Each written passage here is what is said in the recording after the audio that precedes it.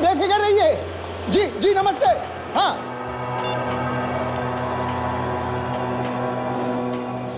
अरे यशपाल। जी सर। अरे भाई उस शांति लाला के ऑर्डर का क्या हुआ? क्या हुआ उस शांति लाला के ऑर्डर का? सर बस तैयार हो रहा है सर। अरे यार सुबह से फोन कर करके उसने मेरी नाक में दम कर रखा है भाई। पता नहीं से नींद भी आती है कि नहीं। सुबह 5 बजे से हर 10 मिनट में फोन करके पूछा मेरे माल का क्या हुआ, मेरा ऑर्डर का क्या हुआ। सर मैंने राजेश, विनोद और सुनील को इसी काम में लगा रखा है सर। बस वो लोग माल तैयार करके निकलवा रहे होंगे सर। अरे भाई उस लाला से मेरे पीछा छुड़वा दे यार। एक काम कर। जी सर। सबका ऑर्डर रोक के सबसे पहले उस लाला का ऑर्डर भिजवा दे। Okay sir.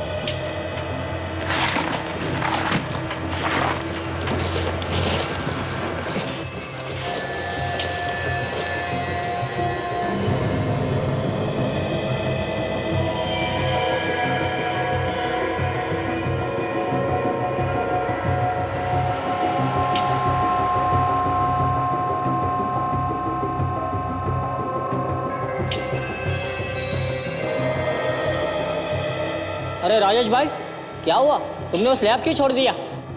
ठीक से जमा नहीं है भाई, अभी कच्चा लगा है मुझे तो। अरे कैसे कच्चा रहेगा, सभी साँचे साथ में भर दिए थे। अरे विनोद जरा निकल के देख तो। ठीक है देखता हूँ।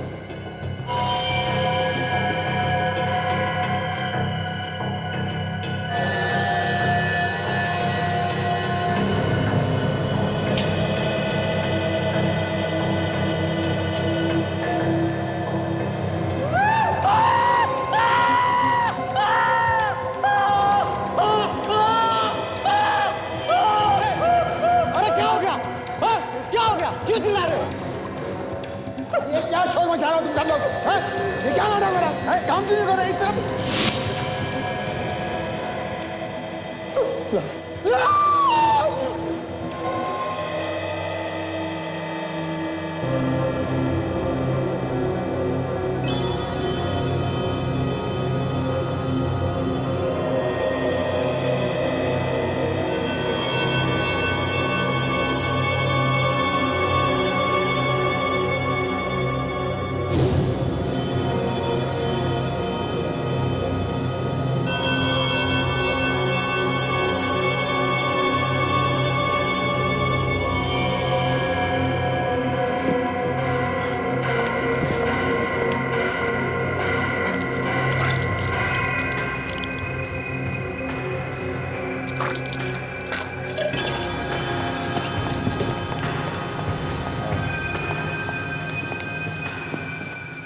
Good morning sir. अभिजीत, तुम्हारी तबीयत ठीक नहीं लग रही है मुझे। नहीं सर, मैं बिल्कुल ठीक हूँ sir. I am fit sir. Fit हूँ, एकदम फिट हूँ सर। अभिजीत झूठ मत बोलो, झूठ बोलने से तुम ठीक नहीं हो सकते। अरे यार मैं ठीक हूँ ना, एक बार कहा समझ में नहीं आता क्या? अभिजीत,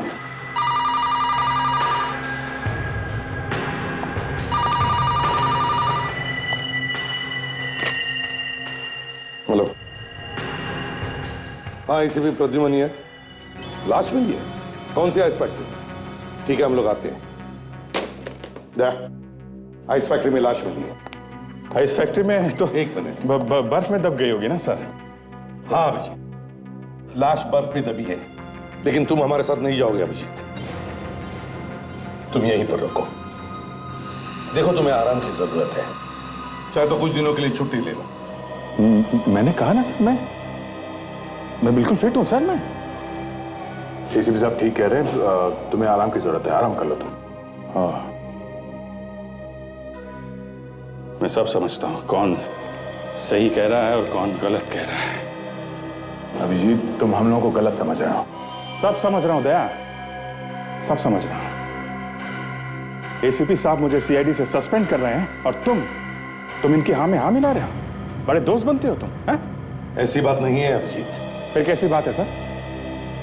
तेरा 14 साल मैंने सीआईडी में लगाया, उसका ये सिला मिल रहा है मुझे। आप कह रहे हो कि घर जाके बैठ जाओ? अरे यार वो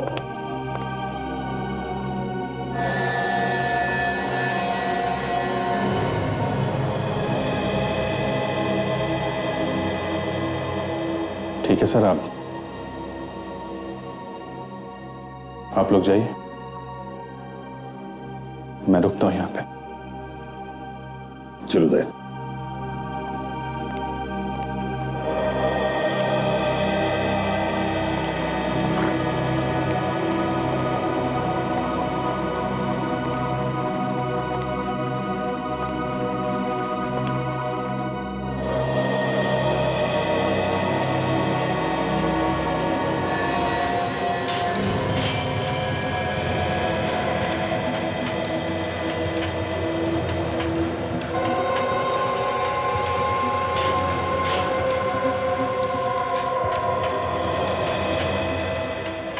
सचिन जरा प्लग लगाओ।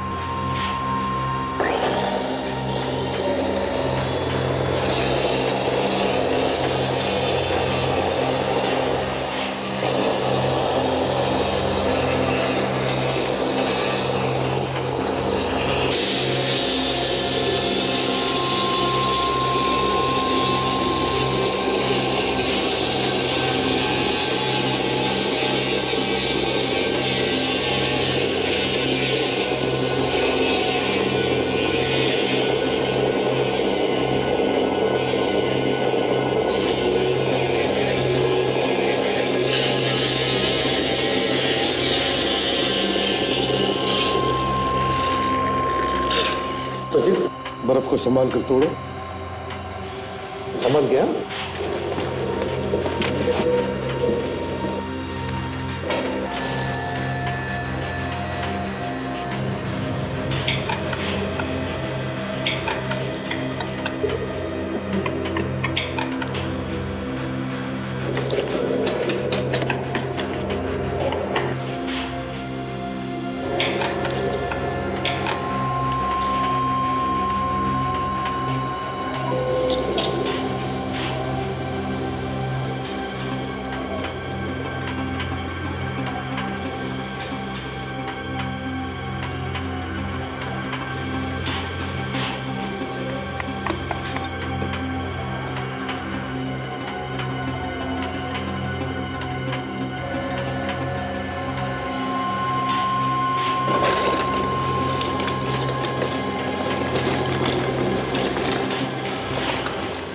उठा लो।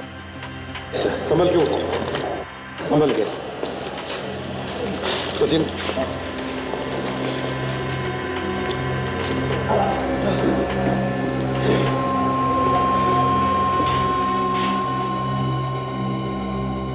पता नहीं कब मौत हुई होगी इसकी। लगता है कल परसों में ही डाला होगा, क्योंकि ज्यादातर बर्फ हर रोज निकाली जाती है। बात तो सही है। अरे एक बॉस, हाँ 1 मिनट इधर देखो जरा। ये देखो, सिर में घाव है। बहुत गहरा घाव है बॉस। लगता है कोई भारी चीज है जिससे वार किया गया और शायद इसी वजह से इसकी मौत हुई है। सर इसका मतलब है किसी ने इसके सर पे वार किया और इस लाश को आइस फैक्ट्री में डाल दिया बर्फ बनने के लिए। इधर आओ जल्दी।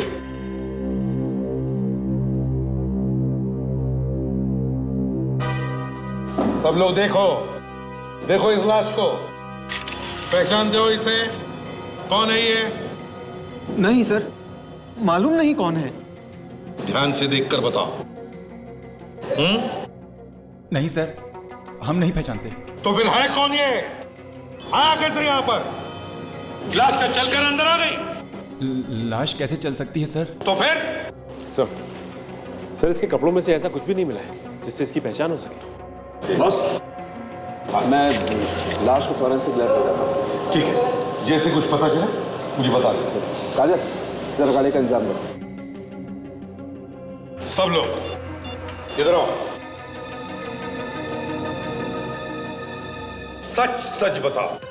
हम तो रात को फैक्ट्री में ताला लगा के घर चले गए थे। सब साँचों में पानी भी भर दिया था। सुबह आकर देखा तो ये लाश मिली सर। अच्छा ये बताइए कि इस बर्फ को जमने में कितना समय लगा? सर कम से कम 9 से 10 घंटे तो लग ही जाते हैं सर। 9 से 10 घंटे? सर इसका मतलब ये है कि इसे यहाँ पे रात में ही डाला गया है। हाँ, मगर सचिन बंद फैक्ट्री में, बंद फैक्ट्री में लाश को अंदर लाया कैसे और किसने? हाँ?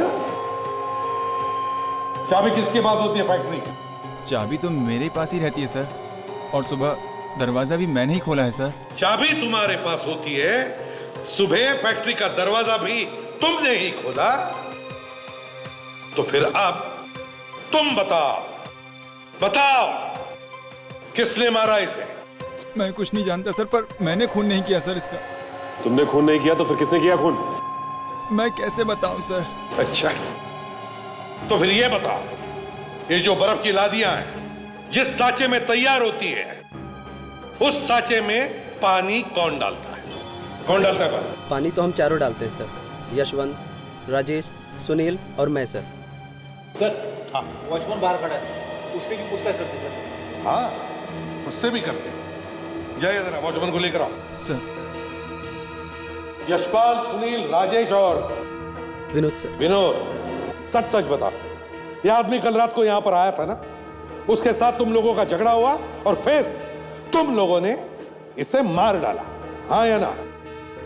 क्यों? साहब हम गरीब लोगों को तो अपनी रोजी रोटी कमाने से फुर्सत नहीं है साहब, हम भला ऐसा क्यों करेंगे? ये लाश कहां पर मिली? तुम्हारे इस फैक्ट्री में। तो फिर कौन बताएगा ये? तुम ही बताओगे ना कि क्या हुआ था यहां पर? सर,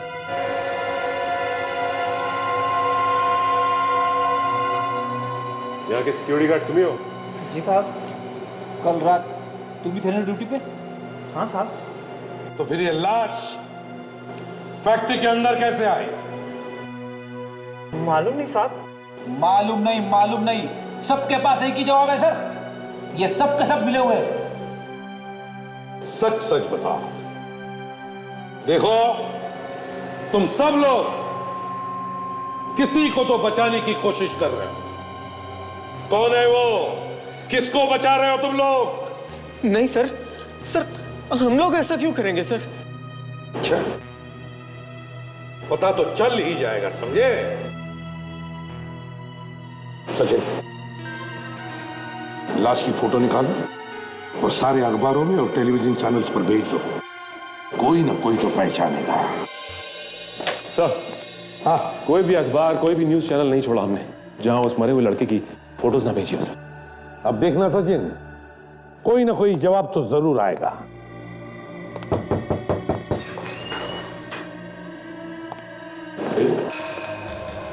क्या कहा?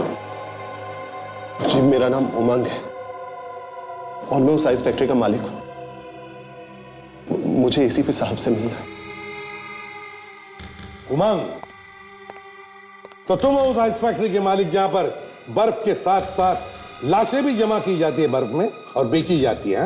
ये झूठ है सर, मेरी फैक्ट्री में ऐसा कोई भी गलत काम नहीं होता। मैं तो खुद हैरान हूं कि आखिर मेरी फैक्ट्री में वो लाश आई कहां से। अच्छा, तो तुमने लाश को देखा ही नहीं है ना? नहीं सर।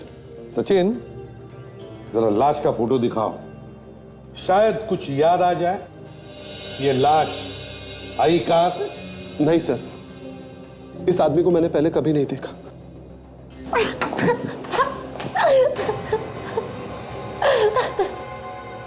यहाँ ये आइए, बैठिए। देखिए, रोना बंद कीजिए। बोलिए, क्या बात है?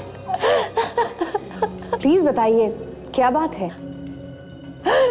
जिनका फोटो आपने न्यूज में दिया था, वो मेरे पति सिद्धार्थ है। सिद्धार्थ तुम्हारा पति था? क्या एक बात बता सकती हो? सिद्धार्थ का क्या किसी के साथ कोई झगड़ा था, कोई दुश्मनी? नहीं सर, वो तो देवता समान इंसान थे, और जिस हालत पे वो थे उनका कौन दुश्मन हो सकता है उसमें? किस हालत में? सब कोमा में थे। कोमा में? जी। कोमा में कैसे गए वो? हा? उनके सर पे चोट लग गई थी, जिस वजह से वो कोमा में चले गए, और पिछले 2 महीने से वो हॉस्पिटल में थे। पिछले 2 महीने से हॉस्पिटल में थे और लाश मिली आइस फैक्ट्री में सर। तो तुमने हॉस्पिटल वालों से पूछा नहीं कि कैसे गायब हो गए तुम्हारे पति? सो मैंने बहुत बार पूछने की कोशिश की, लेकिन हर बार ना उन्होंने मुझे डांट के भगा दिया। आप कहाँ पे थी जब आपके पति हॉस्पिटल से गायब हुए? मैं हॉस्पिटल में थी। ये तो कमाल हो गया सर, पत्नी के सामने पति का किसी ने खून कर दिया और लाश को हॉस्पिटल से लेके चला गया। सर मैं हॉस्पिटल से घर गई थी कपड़े लाने के लिए। हाँ। लेकिन जब मैं वापस हॉस्पिटल में आई तो मैंने देखा कि सिद्धार्थ वहाँ पे बेड पे लेटा हुआ है और उसके मुंह पे चादर ढकी हुई है। बस मैं भी ऐसे ही सो गई। लेकिन जब मैं सुबह उठी तब भी मैंने वही देखा कि सिद्धार्थ के मुंह पे चादर है। तब मुझे शक हुआ, लेकिन जब मैंने वो चादर हटाई तो हाँ, तो क्या देखा तुमने? मैंने देखा कि वहाँ पे सिद्धार्थ नहीं है। उस बेड पे तकिया रखा हुआ है और उसके ऊपर चादर है। हॉस्पिटल में से एक आदमी को उठा के लेके गया और किसी को पता तक नहीं चला। ये खूनी कोई हॉस्पिटल का ही आदमी है। उमंग, तुम जा सकते हो, जरूरत पड़े तो हम तुम्हें फिर से बुला लेंगे। क्या नाम है इस हॉस्पिटल का?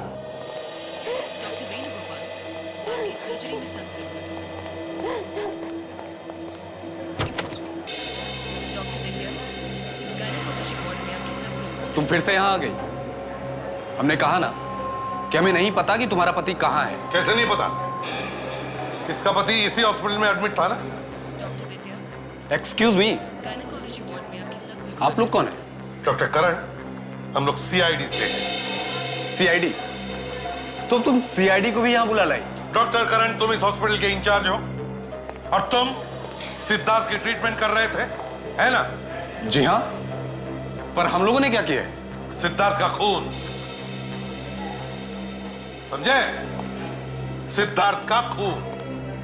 और हमें शक है कि उसका खून हॉस्पिटल में से ही किसी ने किया है। क्या सिद्धार्थ का खून हो गया? जी हाँ। मगर हम लोग ऐसा क्यों करेंगे? हम लोग तो उसकी जान बचाने में लगे हुए थे। जान बचाने में लगे हुए थे? बड़ी अच्छी तरीके से जान बचाई आपने। उन्हें हॉस्पिटल से कोई उठा के लेके चला गया और आइस फैक्ट्री में ले जाकर बर्फ में जमा दिया। यहां से ले जाकर बर्फ की फैक्ट्री में? मगर ऐसा कैसे हो सकता है? वो तो वहां कोमे में था। वही तो हम भी कह रहे डॉक्टर करण कि अगर सिद्धार्थ कोमा में था तो वो बर्फ की फैक्ट्री तक पहुंचा कैसे? कुछ चल के तो नहीं जा सकता है? जी नहीं। बस तो इसका मतलब एक ही है कि उसे कोई वहां तक लेकर गया और वो यहीं से कोई है, इस हॉस्पिटल में से। अरे नहीं सर, ये झूठ है। भला हम लोगों में से कोई ऐसा क्यों करेगा? वही तो, क्यों करेगा? बस जैसे ही पता चलेगा ना कि सिद्धार्थ का खून कोई क्यों करेगा, उसी वक्त यह भी पता चल जाएगा कि सिद्धार्थ का खून किसने किया है। समझे?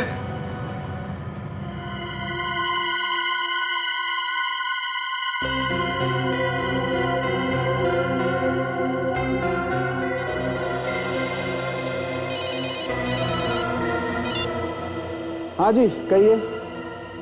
हाँ, अरे यार वही पता लगाने की कोशिश कर रहा हूं बॉस। नहीं, अभी लाश के 2-3 टेस्ट होने बाकी। हाँ ठीक है। हाँ ओके। ये रात दिन एक कर दिया, खाना पीना तक छोड़ दिया, ये पता लगाने के लिए कि आखिर इसकी मौत हुई तो हुई कैसे, लोगों को दिखाई नहीं देता। सर नहीं सर, मैं तो ये कह रहा था कि साफ साफ दिख रहा है कि इसकी मौत सिर पे चोट लगने की वजह से हुई है। तो फिर सर मौत की कोई दूसरी वजह ढूंढने की क्या जरूरत है? जरूरत है फ्रेडी, जरूरत है, क्योंकि मुझे शक हो गया है और मुझे मेरा शक दूर करना है। अच्छा सर, ये शक आपको हुआ क्यों?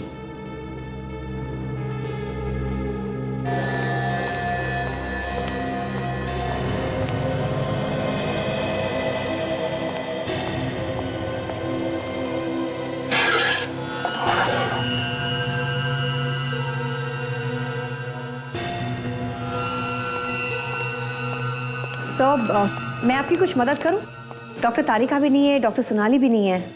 ओह थैंक यू काजल, तुमने कम से कम पूछने की कोशिश तो की। इन्हें देखो, हाथ पे हाथ बांधे खड़े हैं बेशर्मों की तरह से।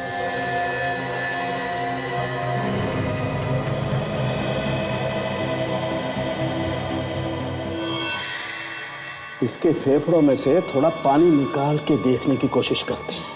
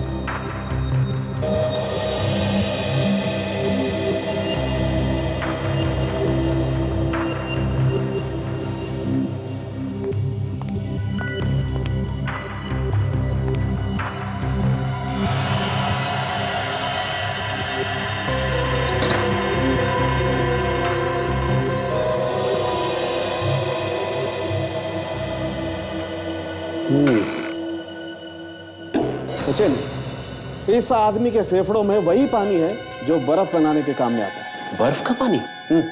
लेकिन यह आदमी तो बर्फ में ही था ना? हाँ, एग्जैक्टली फ्रेडी, बर्फ में ही था। बर्फ के पानी में इसकी मौत हुई, दम घुटने की वजह से। मुर्दों के फेफड़ों में अपने आप पानी नहीं भरता है बॉस। ये आदमी जिंदा था, इसकी सांसें चल रही थी।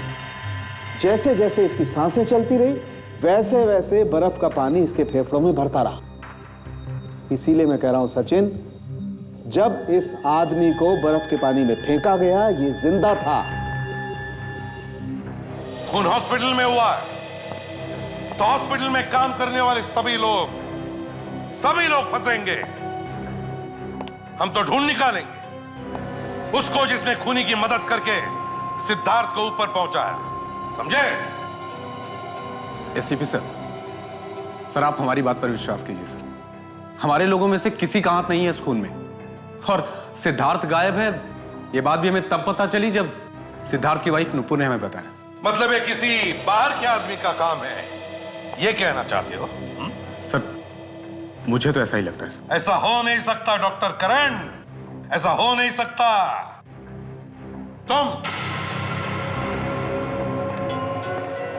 तुम ही ड्यूटी पर रहते हो ना रात को?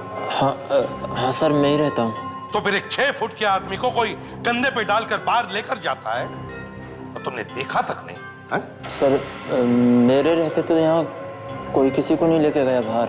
तो लेटे लेटे पेशेंट के क्या पर निकल आए? क्या वो यहाँ से उड़कर चला गया है? सर, मेरे सामने तो कोई बाहर का आदमी भी अंदर नहीं आया सर।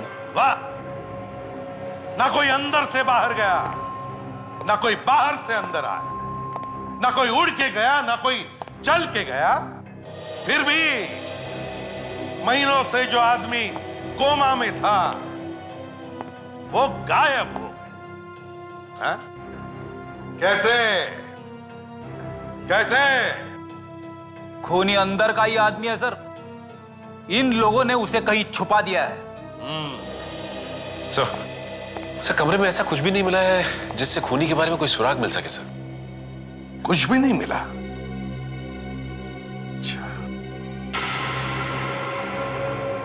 डॉक्टर करण, सिद्धार्थ के सारे मेडिकल रिकॉर्ड्स और उसके कमरे में लगे हुए सीसीटीवी कैमरा के रिकॉर्डिंग्स मुझे चाहिए। उसके साथ साथ उसे जितने भी लोग मिलने आते थे उन सब की लिस्ट भी चाहिए।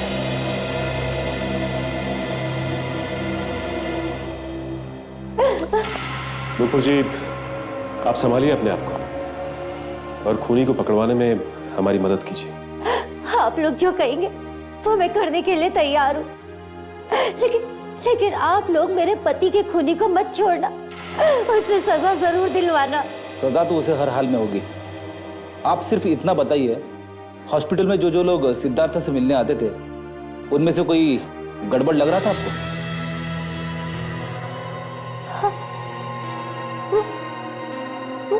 वो सिद्धार्थ का मैनेजर मुझे तो वो गड़बड़ लगता है और तो कोई ख्याल में नहीं। मैनेजर पे क्यों शक है तुम्हें? क्योंकि वो किसी फाइल पर मेरे पति के साइन चाहता था। फिर? लेकिन मेरे पति कैसे साइन करते, वो तो कोमा में थे।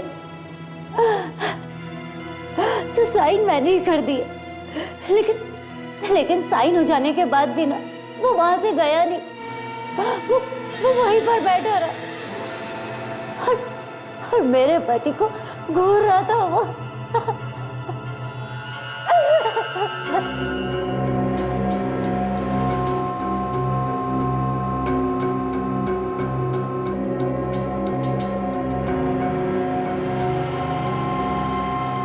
हॉस्पिटल स्टाफ के जिन जिन लोगों के नाम है इस लिस्ट में, वो सब है यहाँ पे हॉस्पिटल में?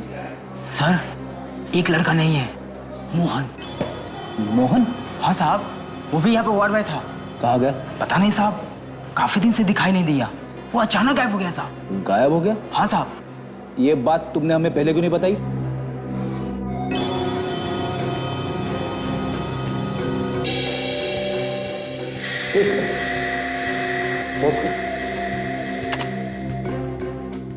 अब रिवाइंड करो। बस यार, अब मैग्नीफाई करो चेहरा।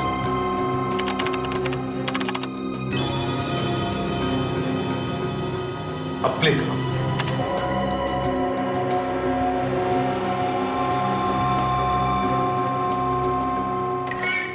ये देखो, देखा? सिद्धार्थ ने अपनी पलक झपकाई। सर, सिद्धार्थ तो कोमा में था और कोमा वाला आदमी पलक कैसे झपका सकता है? ये तो आपको बताना चाहिए ना कि मामला क्या है। सर, कहीं ऐसा तो नहीं कि सिद्धार्थ कोमा में था ही नहीं? हो सकता है सचिन, हो सकता है। ये सिद्धार्थ कोमा में था या नहीं।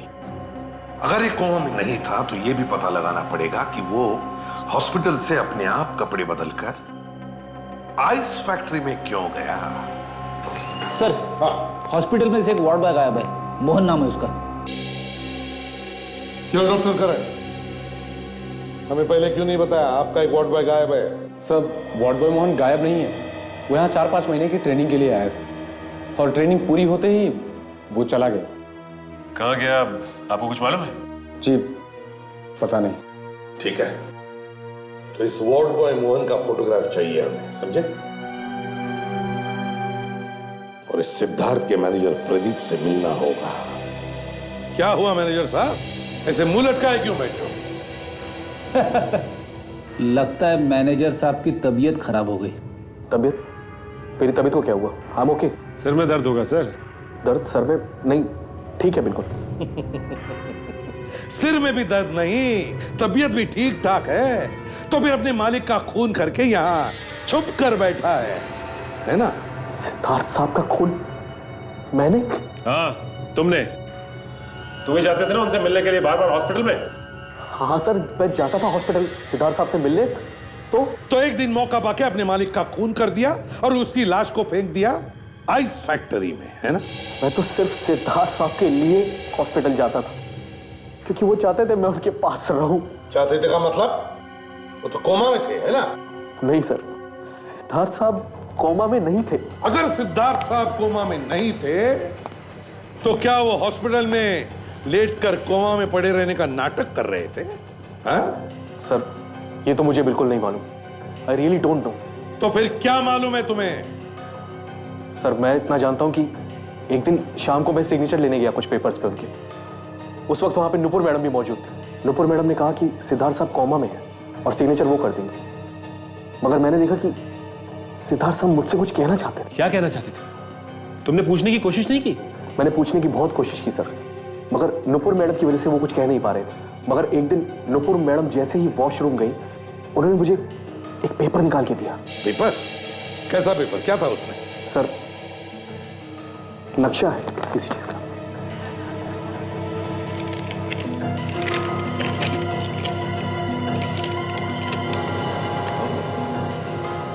एक गेट और गेट के सामने पीसीओ। क्या मतलब हो सकता है इसका? कोई ऐसा राज सचिन जो सिद्धार्थ अपने इस मैनेजर प्रदीप को बताना चाहता था, लेकिन अपनी पत्नी नुपुर को नहीं। गौर से देखो इस नक्शे को और याद करो कहां पर दिख रही है ये जगह।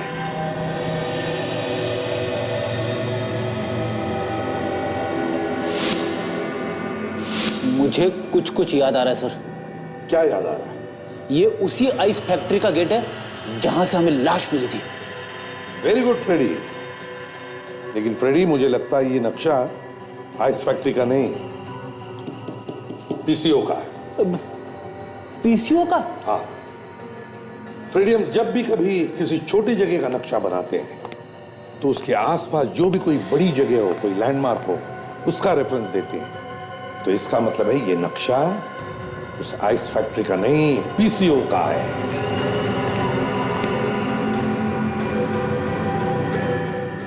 Hello sir.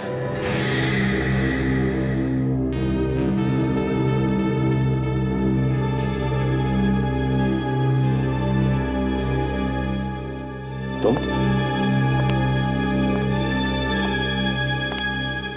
ब्यूरो में क्यों आए? मुझे लगा कि नहीं अभिजीत, तुम्हें कहा था आराम करने के लिए। Okay sir.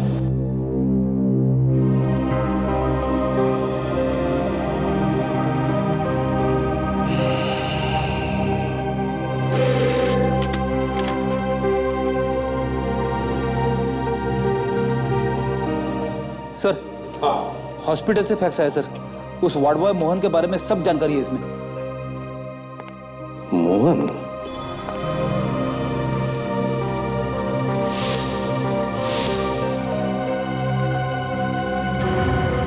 फ्रेडी?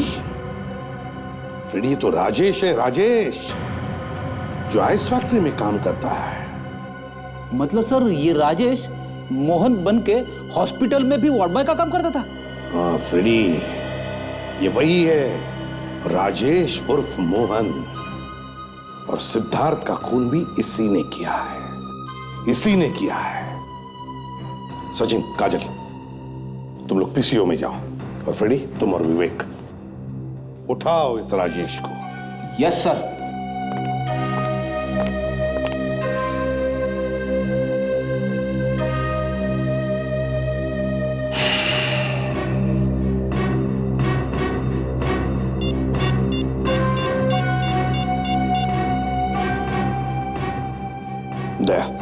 समझ में नहीं आता, इसके घर का दरवाजा खुला है, हो क्या गया है उसे?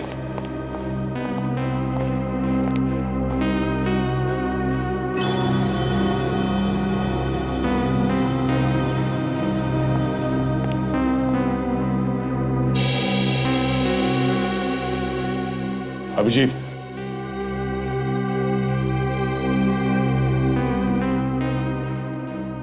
अभिजीत, दया तुम?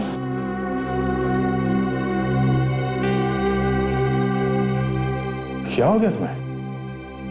हाँ? कुछ नहीं, बस ऐसे ही है। ऐसे ही? अभिजीत, हम तुमसे मिलने आए और तुम हमसे मुंह फेर कर खड़े हो। देखो अभिजीत, तुम जो कुछ भी कर रहे हो ना, ठीक नहीं है। ब्यूरो में से भी तुम बिना बताए चले आए, इसका क्या मतलब हो सकता है? अभिजीत, अगर कोई परेशानी है तो हमें बताओ, मिलके दूर करेंगे ना? हाँ?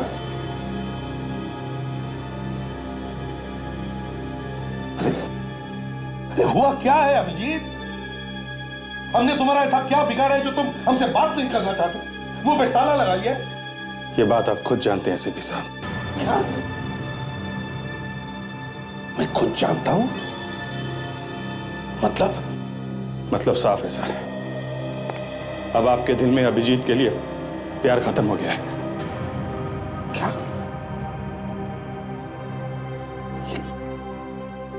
ये तुम क्या कह रहे हो अभिजीत? अभिजीत, मैंने तुम पर हमेशा अपने बेटे से बढ़कर प्यार किया है, और तुम? ये सब कहने की बातें हैं सर, अगर ऐसा होता तो मुझे ब्यूरो से निकाल के घर में नहीं बिठाते आप। अभिजीत, तुम्हें घर पे इसलिए बिठाया ताकि तुम आराम कर सको। तुम्हें आराम की सख्त जरूरत है और हम लोग तुम्हारा भला चाहते हैं यार। नहीं यार, मुझे किसी की मेहरबानी नहीं चाहिए। मेरे में इतना दम है कि मैं अपनी जिंदगी खुद जी सकता हूं। देखो अभिजीत, मैं तुमसे कुछ कहता नहीं हूं, इसका मतलब ये नहीं कि तुम... सर प्लीज, आप लोग मुझे अकेला छोड़ दीजिए। आप लोग चले जाइए यहां से।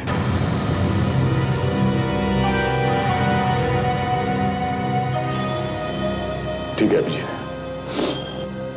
हम लोग जाते हैं। अपना ख्याल रखना।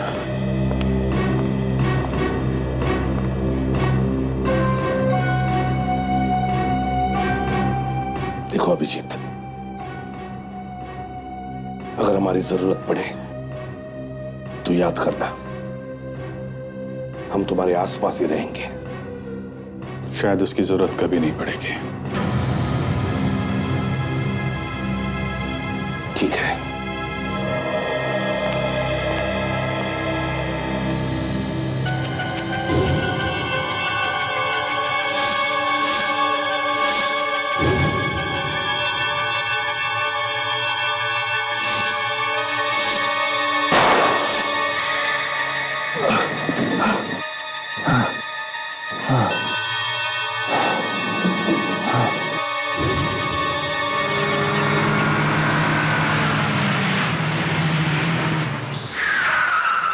आखिरी बार आपसे कह रहा हूँ सर, बहुत मेहरबानी होगी आपकी।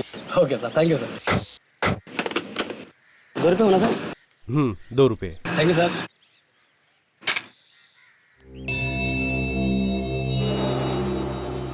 सर ये पीसीओ आपका ही?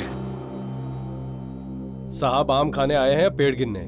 फोन करना है तो करो, नहीं तो जाओ यहाँ से। तुम्हें क्या मतलब, मैं मालिक हूँ या नौकर? मतलब है, तभी तो पूछ रहे हैं। क्या मतलब? मतलब ये कि हम सीआईडी से और आपसे कुछ पूछताछ करना चाहते। साहब जो कुछ बताना था वो तो मैंने बता दिया पुलिस को। क्या बता दिया आपने पुलिस को? वही जो 2 दिन पहले मेरी दुकान पर हुआ था। 2 दिन पहले क्या हुआ था तुम्हारी दुकान में? किसी ने मेरी दुकान का ताला तोड़ा और सारा सामान इधर उधर फेंक दिया। पूरा सामान इधर उधर फेंक दिया, लेकिन कोई चोरी नहीं हुई? यही सोच के मैं हैरान हूँ। सामान कुछ चुराया भी नहीं, फिर सामान इधर उधर बिखरने की क्या जरूरत थी? मतलब साफ है, किसी ने कोई चीज ढूंढने की कोशिश की है तुम्हारी दुकान में। मगर मेरी दुकान में कोई क्या ढूंढेगा? कोई खास चीज छुपाई थी तुमने? कोई कीमती चीज? यहाँ क्या कीमती हो सकता है? कहीं ऐसा तो नहीं कि सिद्धार्थ ने कुछ छुपाया हो यहाँ पे? मेरा मतलब है खूनी के बारे में कोई जानकारी वगैरह? हो सकता है काजल, इसीलिए सिद्धार्थ ने आइस फैक्ट्री का गेट और इस पीसीओ का नक्शा बनाकर इस मैनेजर को दिया था। दुकान की तलाशी लेनी पड़ेगी हमें। अच्छा भाई साहब, हम देखना चाहते हैं कि आपकी दुकान में ऐसा क्या छुपाया था। तलाशी लेनी होगी।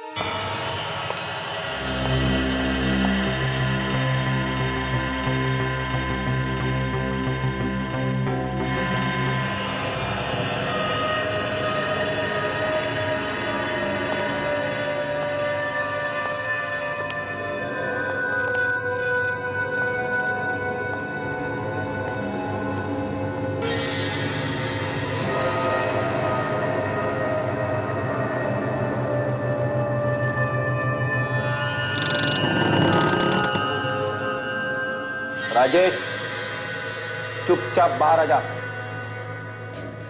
चुपचाप बाहर आ जा राजेश, वरना तेरी तो... क्या हुआ साहब?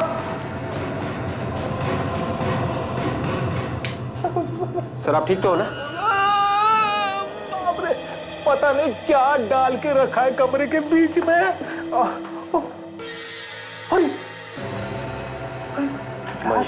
गॉड, लगता है हमारे आने से पहले ही किसी ने काम तमाम कर दिया है इसका।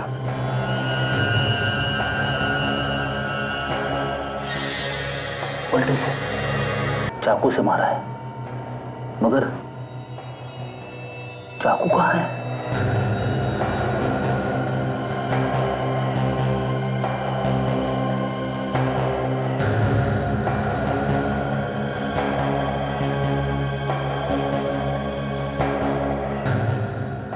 सर।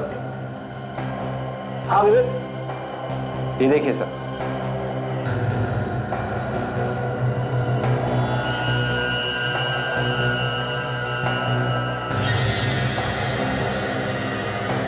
पेन का कैप।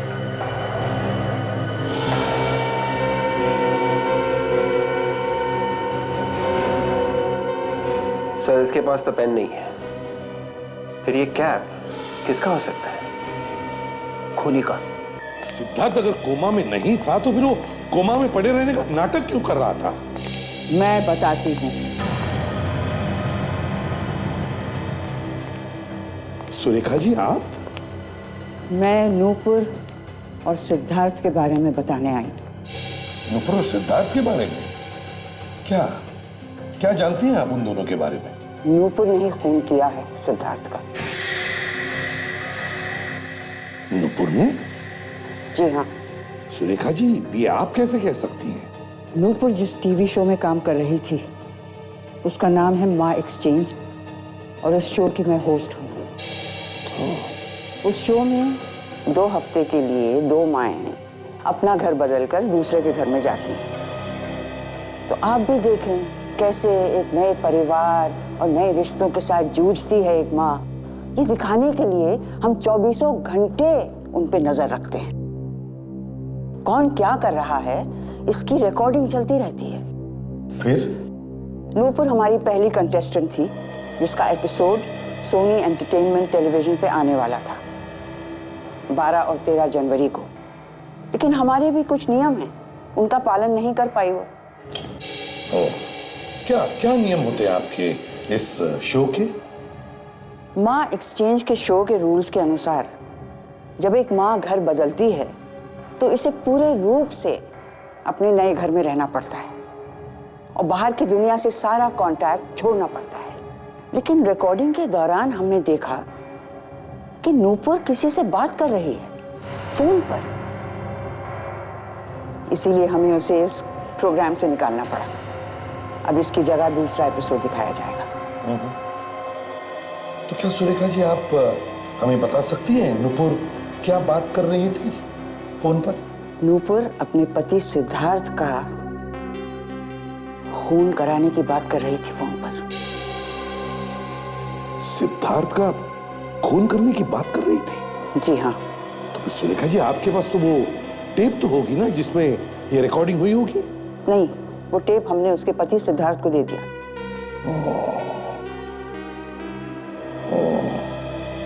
चलो कोई बात नहीं।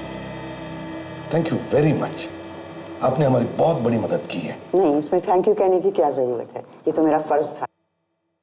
आप लोगों को भी तो सच्चाई पता चले। सचिन, मैम को गाड़ी तक छोड़ कर आओ।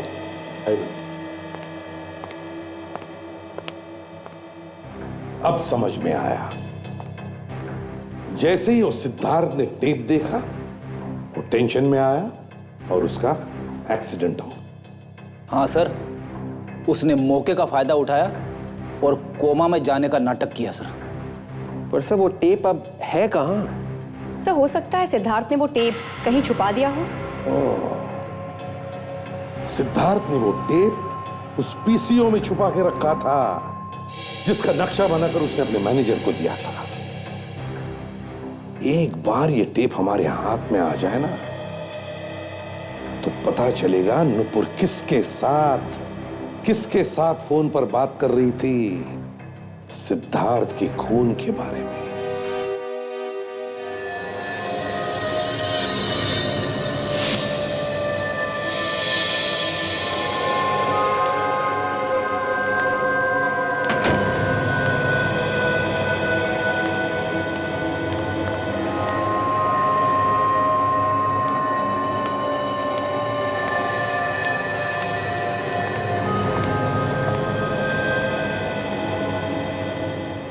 कौन है वहां पे?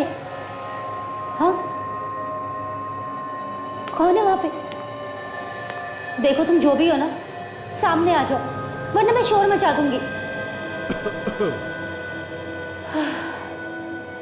ओहो, तो तुम हो। अरे तुमने तो मुझे डरा ही दिया था। अगर तुम नहीं खांसते ना तो मैं शोर मचा देती। वैसे भी मैं तुम्हें ही फ़ोन करने वाली थी। अरे तुमने जो मेरी मदद की है उसके लिए बहुत बहुत धन्यवाद। तुम्हारी मदद के बिना ना सिद्धार्थ को ठिकाने लगाना बहुत ही मुश्किल काम था। एक अच्छे दोस्त होने का फर्ज निभाया है तुमने। देखो ना, हमारा काम भी हो गया और किसी को पता भी नहीं चला। बहुत बहुत स्वागत है आपका नुपुर जी।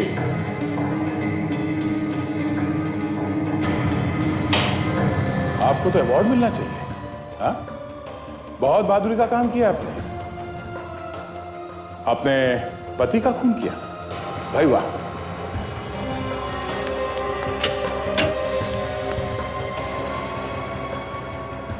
बहादुर लोग कायरों की तरह नहीं भागते, समझे?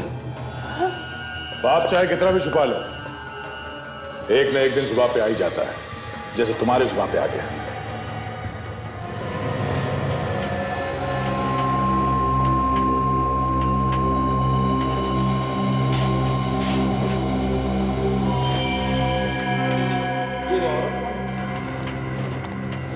CID?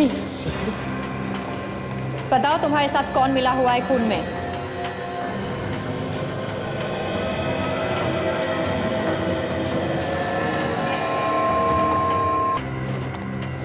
CID?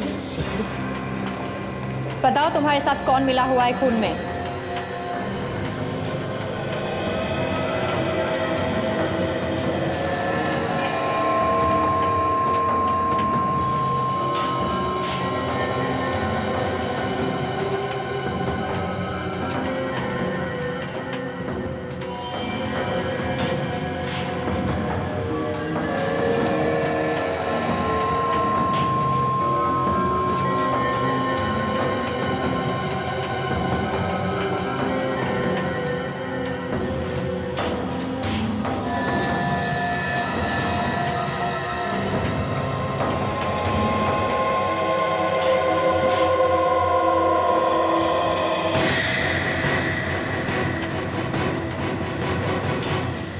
अभी भी भागता है, हा?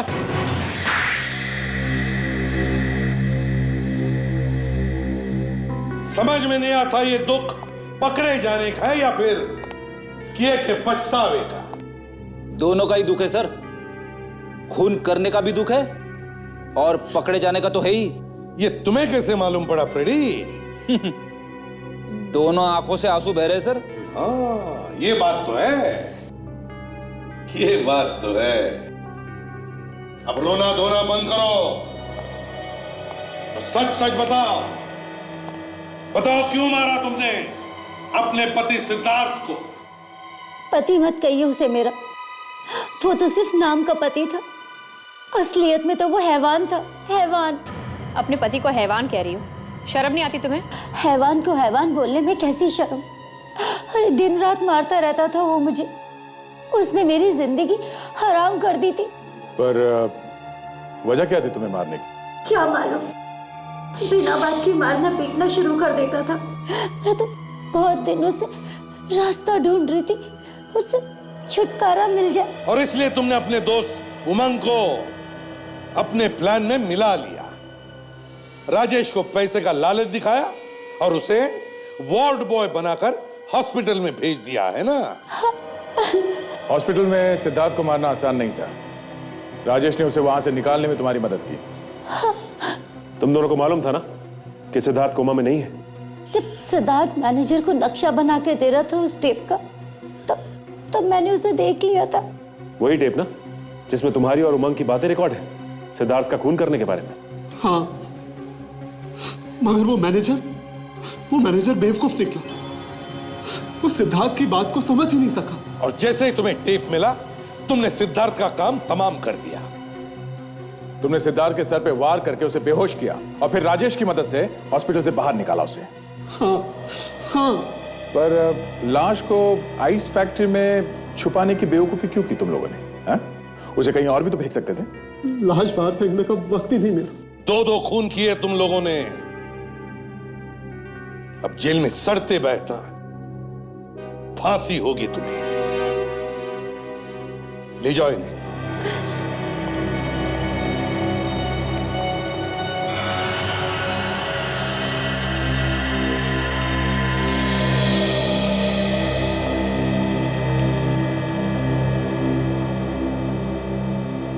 अभिजीत तुम? मुझे आप लोगों से कुछ बात करनी थी। क्या? आपका कुछ सामान है मेरे पास, उसे लौटाने आया हूं।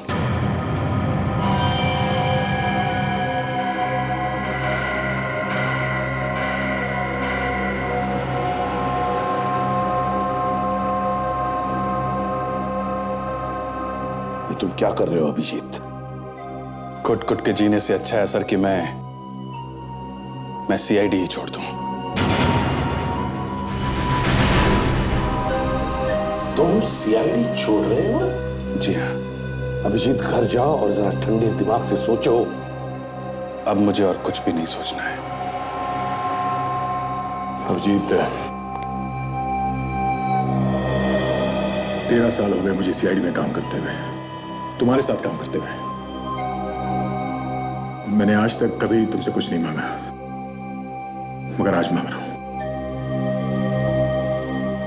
ऐसा मत कर मेरे भाई।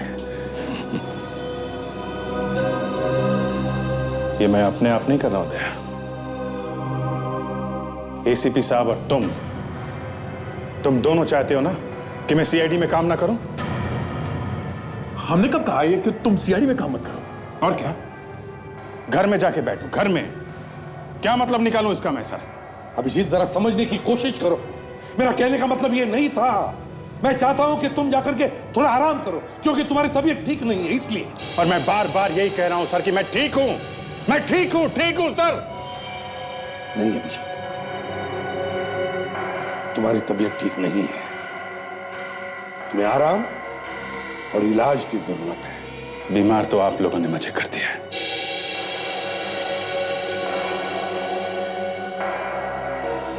मैं ठीक हूं सर। अभिजीत,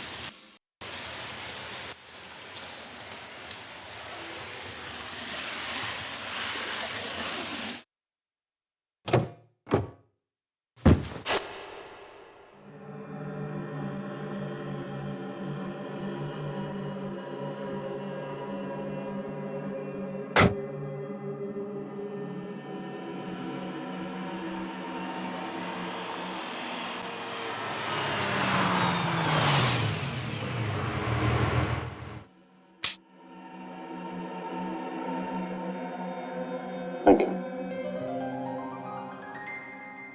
आपकी वो दवाओं से सिर दर्द तो बिल्कुल चला गया मेरा। और वो भयानक सपने अब वो भी नहीं आते हैं। हाँ, वो भयानक सपने जिसके बारे में तुम हमेशा कहते रहते हो, लेकिन तुमने मुझे उसके बारे में कभी बताया नहीं। वो भयानक सपने हैं क्या?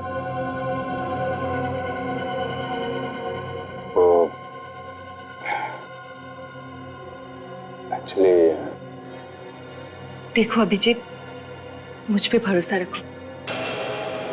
बताओ मुझे, वरना मैं तुम्हारा इलाज कैसे करूंगी? ये बात मैंने किसी को बताई नहीं अभी तक। मैं सपने में अपने आप को देखता हूं। मैं देखता हूं कि मैं किसी का खून कर रहा हूं।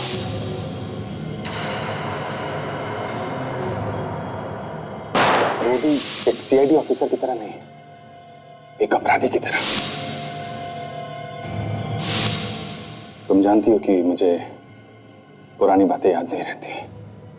13 साल पहले की जो भी बातें मुझे याद आती हैं, उसमें मैं अपने आप को खूनी की तरह देखता हूं। एक सीआईडी ऑफिसर जो पहले अपराधी था।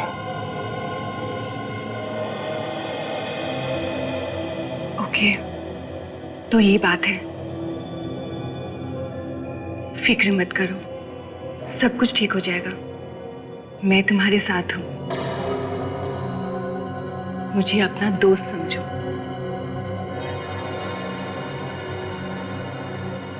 दोस्त?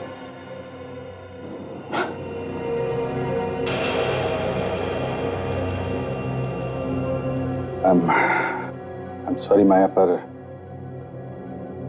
इस शब्द से नफरत हो गई है मुझे। जिसको मैंने अपना दोस्त समझा, उसी ने मेरे पीठ पे छुरा भोंका है, धोखा दिया है मुझे। ऐसा क्यों कह रहे हो? इतने साल सीआईडी में साथ वक्त बिताया, साथ काम किया, और आज जबकि मुझे उनकी सबसे ज्यादा जरूरत है तो क्या किया उन्होंने? मुझे बाहर फेंक दिया, निकाल दिया मुझे। इस दुनिया में कोई किसी का दोस्त नहीं है माया। I'm very sorry। मतलब दवाई अपना काम कर रही है। अब ये अभिजीत अपने दोस्तों पर तो क्या, दया और एसीपी पर भी भरोसा नहीं करता। वाह। I'm sorry। मैं तुम्हें अपनी परेशानियां बताने लगा। I'm very sorry। क्या बताने वाली थी तुम? तुमने मुझे यहाँ बुलाया तो कुछ बताना चाहती थी ना मुझे तुम? हाँ, एक्चुअली एक आदमी है जो आपसे मिलना चाहते हैं, और ये सब सुनने के बाद मुझे भी लगता है कि आपको उससे मिलना चाहिए। कौन है आदमी? है कोई जो इस वक्त आपकी मदद कर सकता है। मेरी मदद? ठीक है, कब मिलना है? कल दोपहर को। फिर मिलते हैं। अरे आप जाओगे कैसे घर? मैं टैक्सी ले लूंगी, डोंट वरी। नहीं, आप इतनी रात हो गई है, मैं आपको छोड़ देता हूँ ना। नहीं, आप परेशान मत होइए, मैं चली जाऊंगी।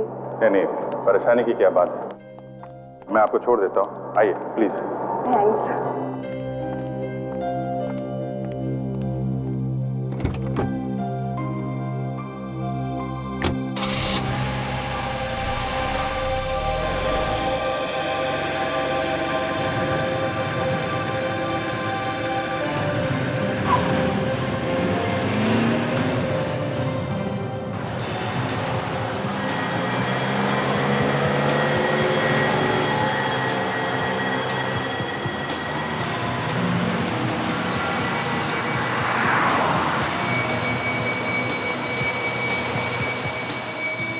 तुम्हें अंदाजा भी नहीं है अभिजीत कि ये दवाइयाँ क्या असर करने वाली हैं।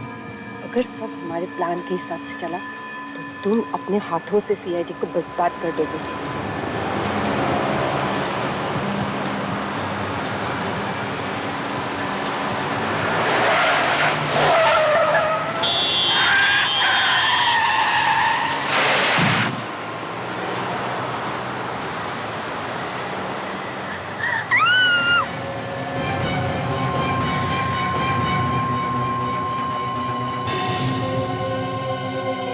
My God!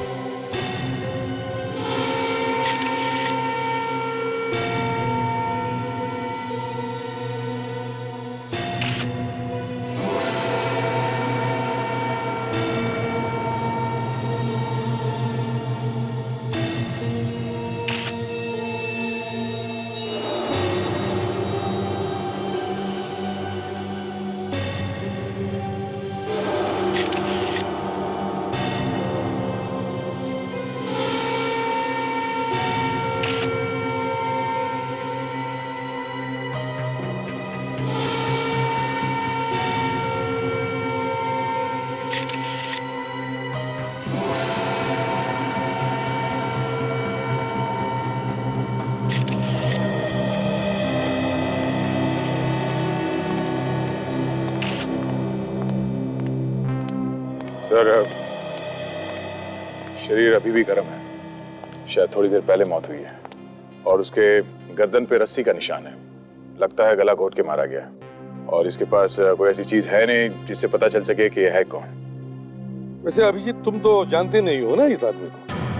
मैंने आपसे पहले भी कहा ना सर कि मैंने पहली बार देखा इस आदमी को। हाँ, पहली बार देखा है, वो भी उसकी लाश को, है ना? जी। और वो भी तुम्हारी ही गाड़ी। जी हाँ, गाड़ी तो मेरी ही है, लेकिन सर मैंने कहा ना कि मुझे पता नहीं चला सर ये लाश अंदर कैसे आ गई। है ना, बड़ी अजीब बात है कि अभिजीत की गाड़ी की पिछली सीट पर एक लाश थी और अभिजीत को दिखाई नहीं पड़ी। मैंने ध्यान नहीं दिया सर। और तुमने बताया कि जब तुमने गाड़ी हुड में पार्क की थी तब तो इलाज गाड़ी में नहीं थी। सर अगर उस वक्त पता चल जाता तो मैं आप लोगों को उसी समय फोन कर देता। हाँ। अच्छा, तुम वहाँ उस होटल में कितनी देर तक थे? हम लोग रात 11:30 से करीब 1:30 बजे तक थे। 11:30 बजे से 1:30 बजे तक? वैसे अभिजीत, तुम रात के 11 बजे से 1:30 बजे तक क्या करने गए थे? डिनर करने गए थे सर। मैंने बताया ना, मैं इनके साथ था सर। अरे हाँ, तो मैं भूल ही गया था, ये तुम्हारी नई दोस्त है ना माया? वैसे अब तो भी बताया नहीं इनके बारे में। सर ये नई दोस्त है या पुरानी, इससे आप लोगों को कुछ नहीं लेना देना है। लेना देना है अभिजीत, अब क्या करें, लेना देना है। क्योंकि जब ये लाश तुम्हारी गाड़ी में मिली तब ये तुम्हारे साथ में थी गाड़ी में। और अजीब बात यह कि इसने भी लाश को नहीं देखा। सर आप इसको बीच में मत घसीटिए, मैं आपको बता रहा हूँ ना, लाश के बारे में जो कुछ मालूम है मैं आपको बता रहा हूँ। अभिजीत, एक मिनट। अगर तुम लाश के बारे में सब कुछ बता रहे हो तो ये बताओ कि ये लाश तुम्हारे बंद गाड़ी में आई कहां से और कैसे?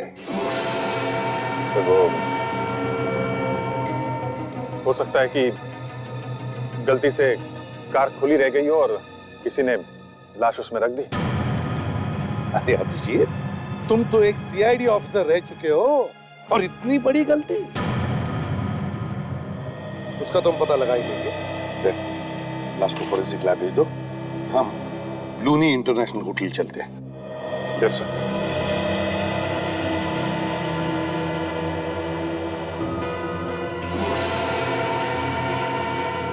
चलो दे।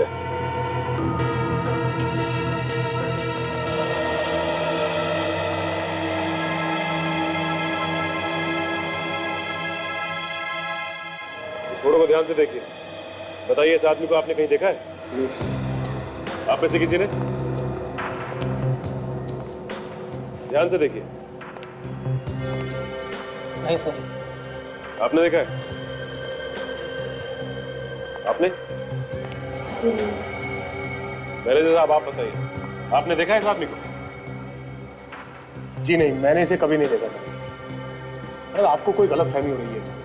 देखिए हमारे होटल में ये खून खराबे जैसी उल्टी सीधी हरकतें नहीं होती, यहाँ सिर्फ शरीफ लोग ही आते हैं। क्या शरीफ लोग गलतियां नहीं करते? मान लिया कि तुम जानते नहीं हो इस आदमी को, देखा तो होगा। सर मैंने कहा ना सर, ये आदमी हमारे होटल में कभी आया ही नहीं। इस आदमी का खून होकर सिर्फ 3-4 घंटे हुए हैं। उसके बाद उसकी लाश को आपके होटल में पार्किंग लॉट में एक खड़ी गाड़ी में डाला गया, समझे? सर हो सकता है कि जिसकी गाड़ी से ये लाश बरामद हुई है खून उसी ने किया हो। जितना पूछा है ना उतना ही जवाब दो, समझे? ज्यादा दिमाग चलाने की जरूरत नहीं है। लाश आपके होटल के पार्किंग लॉट में मिली है, आपके होटल के। सर ये भी तो हो सकता है कि ये आदमी होटल तक पहुंचा ही ना हो, जैसे किसी ने बाहर ही मार दिया। हो सकता है। चलिए हमारे साथ दिखाइए हमें तुम्हारे होटल का पार्किंग लॉट। भाई साहब, इस पार्किंग लॉट के सिक्योरिटी गार्ड आप ही हैं? जी सर। इस फोटो को देख के बताओ कि इस आदमी को तुमने यहाँ आते जाते देखा है क्या? नहीं सर। ध्यान से देखो, अभी 3-4 घंटे पहले ये आदमी यहाँ पर था। नहीं साहब, ये आदमी चल के तो अंदर नहीं आया। गाड़ी में आया होगा तो कह नहीं सकता। सर अगर ये आदमी गाड़ी में यहाँ पे आया होगा तो उसकी गाड़ी पार्किंग लॉट में ही होगी सर। हाँ बिल्कुल। काम करो, पार्किंग लॉट में जितनी भी गाड़ियां हैं पता लगाओ क्या ये सारी गाड़ियां इस होटल के गेस्ट की है क्या। सर मुझसे पूछिए ना, मैं बताता हूँ सर। सर इनमें से आधी गाड़ियां तो हमारे होटल के स्टाफ की है और आधी गाड़ियां उन लोगों की है जो हमारे होटल में रुके हुए हैं सर। तो सचिन मैनेजर साहब के साथ जाओ और होटल में जितने भी गेस्ट हैं सबसे जाकर के पता लगाओ कि उनकी कौन सी गाड़ियां हैं। चलिए। सर ऐसा भी हो सकता है कि मरने वाला आदमी और खूनी एक साथ ही होटल में आए हो, एक ही गाड़ी में। क्या तुम कहना क्या चाहते हो, जल्दी बता। तो फिर खूनी ने यहाँ पे उस आदमी का खून कर दिया और खून करने के बाद उसकी लाश को अभिजीत सर की गाड़ी में डाल दी और फिर यहाँ से भाग गए। हो सकता है उन्हीं ने लाश को अभिजीत के गाड़ी में डाला और यहाँ से भाग गया, लेकिन अपनी गाड़ी में विवेक, अपनी ही गाड़ी में।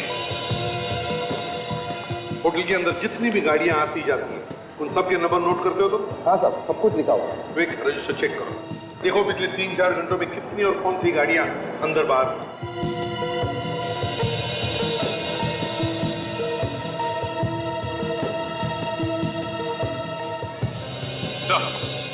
हाँ सचिन। सर पार्किंग लॉट में जितनी भी गाड़ियां हैं उनके बारे में पता किया सर। कोई भी गाड़ी ऐसी नहीं है जो लावारिस हो सके। कोई भी गाड़ी लावारिस नहीं। तो ये बात थोड़ी अजीब है सर। ये गाड़ी ZZA8D 409 9:55 को होटल से बाहर गई है, मगर होटल के अंदर कितने बजे आई है ये लिखा ही नहीं। इधर आओ। गाड़ी का बाहर जाने का टाइम लिखा है मगर अंदर आने का क्यों नहीं? इसका एक ही मतलब हो सकता है कि तुम ड्यूटी पर नहीं थे। नहीं साहब, ऐसा नहीं हो सकता। तो फिर ये कैसे हुआ? जब से मैं ड्यूटी पे आया हूँ तब से लेकर अब तक एक पल के लिए भी नहीं लाऊं साहब, कसम से। सब इतना ही नहीं, वही गाड़ी ये ZZA8D 409 दोबारा होटल में आई 12:10 को और 1:05 को होटल से बाहर निकली। सर एक मिनट, ZZ8K M527 ये 8:25 में पार्किंग लॉट में आई, लेकिन सर ये गाड़ी पार्किंग लॉट से बाहर गई नहीं और ये गाड़ी तो पार्किंग लॉट में है भी नहीं सर। है ना कमाल की बात। एक गाड़ी ZZA8D 409 पार्किंग लॉट में एक बार अंदर आती है मगर 2 बार बाहर जाती है। 2 बार, लेकिन एंट्री अंदर आने की सिर्फ एक। तो फिर ये दूसरी गाड़ी ZZ8K M527 ये गाड़ी एक बार अंदर आती है मगर बाहर जाती ही नहीं। गायब। कैसे?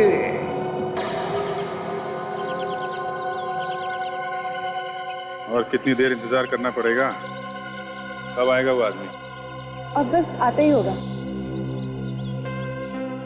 तूने बताया नहीं कि है कौन ये आदमी?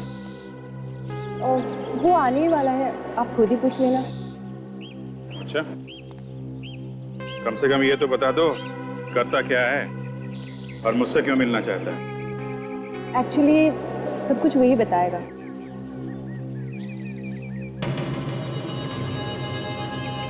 क्या हुआ? वही सरदर्द। वैसे भी नाक में दम करके रखा हुआ है, इसे चुप ही करवा देती। ये माया मुझसे बर्दाश्त नहीं हो रही है।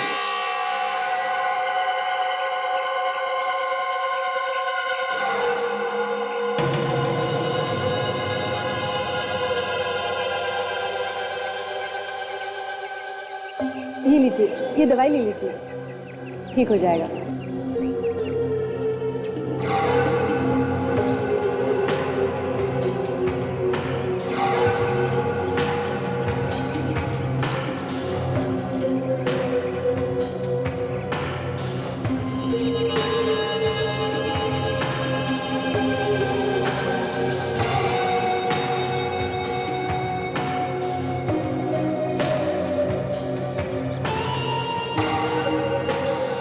हेलो अभिजीत।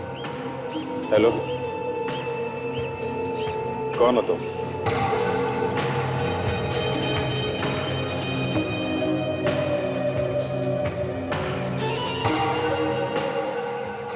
पूछताछ की आदत जाएगी नहीं तुम्हारी। हाय, अमित नाम है मेरा। अमित, क्या बात है?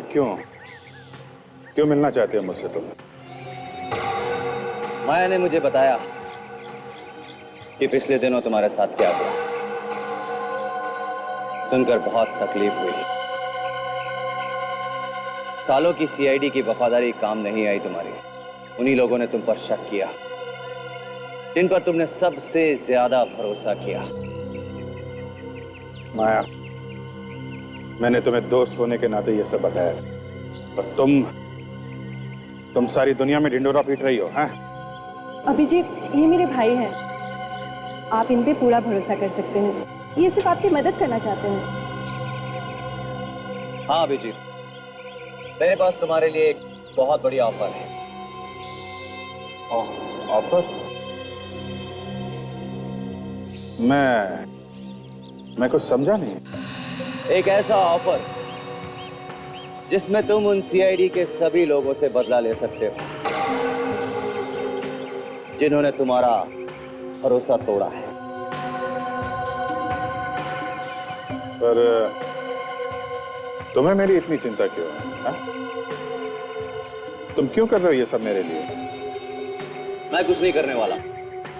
करना सब कुछ तुम्हें ही होगा अभिजीत। मैं तो केवल तुम्हें ऑफर दे रहा हूं, और वो भी इसलिए अभिजीत क्योंकि तुम मेरी बहन के दोस्त हो, वरना राह चलते लोगों की मदद करना मेरी आदत नहीं है। हाँ अभिजीत, ये बहुत ही अच्छा मौका है। प्लीज ना मत कहना।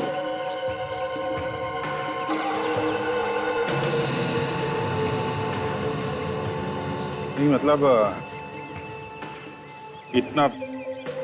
इतना बड़ा डिसीजन मुझे सोचने के लिए थोड़ा वक्त चाहिए। मैं ये फैसला अभी नहीं कर सकता। देखो अभिजीत, मेरे पास फालतू वक्त नहीं है। तुम्हारे पास आज का दिन है, जितना सोचना है सोच लो।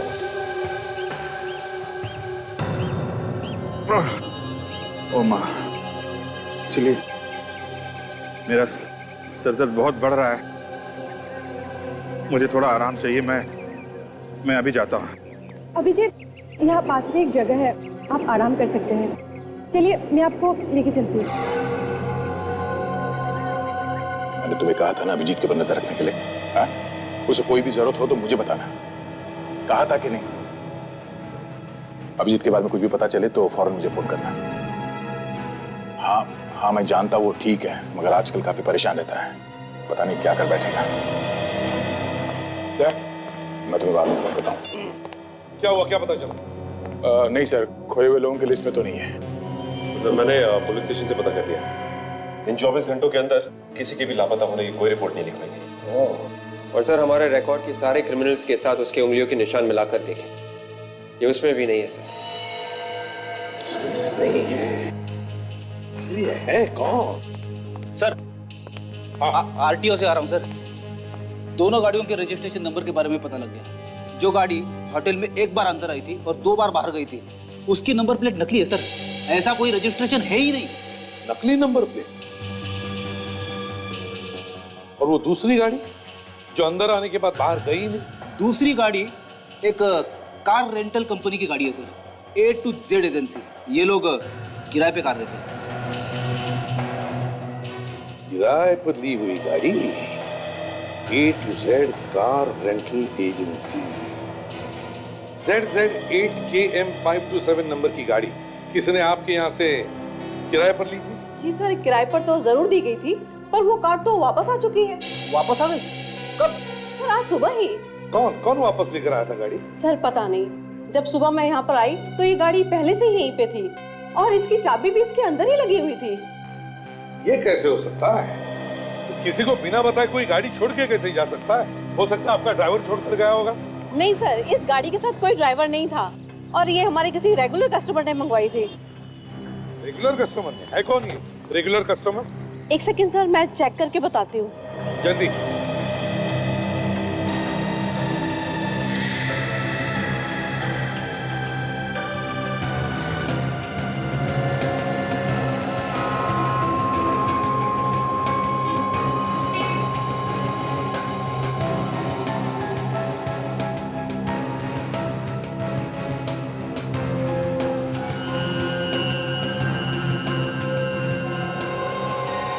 दीदी, ये देखो, दम जैसे लग रहा है। लगता है किसी ने असली नंबर प्लेट पर नकली नंबर प्लेट चिपकाई है। ये वही गाड़ी है सर जो एक बार अंदर आई और 2 बार बाहर गई। ये गाड़ी पहले असली नंबर प्लेट से होटल के अंदर आई, फिर वहां पर असली नंबर प्लेट के ऊपर नकली नंबर प्लेट चिपकाई गई, फिर ये गाड़ी बाहर गई, अंदर आई और दोबारा बाहर गई नकली नंबर प्लेट के साथ।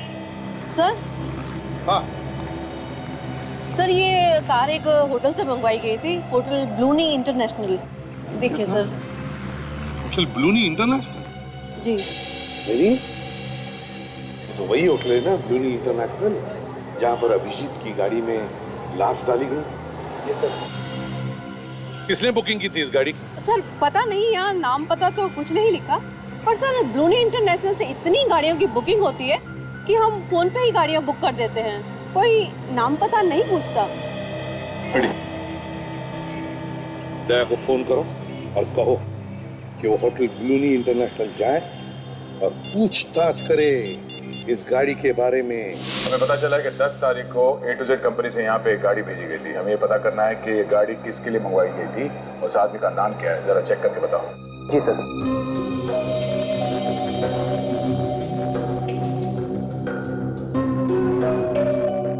दस तारीख को नहीं सर, 10 तारीख को तो कोई भी कार नहीं मंगवाई सर। ये देखिए, आखिरी बुकिंग 8 तारीख की थी और 302 नंबर में जो गेस्ट ठहरे हुए हैं उनके लिए गाड़ी मंगवाई थी।